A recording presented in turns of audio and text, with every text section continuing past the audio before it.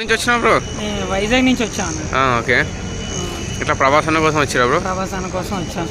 నిన్న ఎవరు శ్యామలాదేవి గారిని కూడా కలిసాం నిన్న. ఓకే.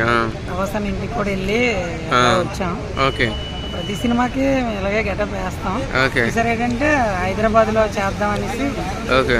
నెక్స్ట్ నుంచి ఏంటంటే ప్రతి సినిమాకి ఒక్కో డిస్ట్రిక్ట్ కి వెళ్దాం అని అనుకుంటున్నాం. ఓకే. సో మన ఫ్యాన్స్ కూడా సపోర్ట్ చేస్తే ఖచ్చితంగా.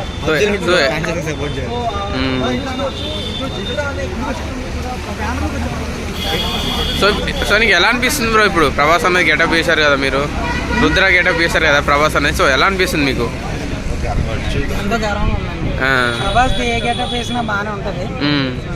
అందులో రుద్ర అంటే శివుడు అనుమతి లేనిది ఏది జరగదండి. అవునవును. కన్నప్పపై ఎక్స్పెక్టేషన్స్ ఏంటి, ఎలా ఉంటుంది అనుకుంటారు?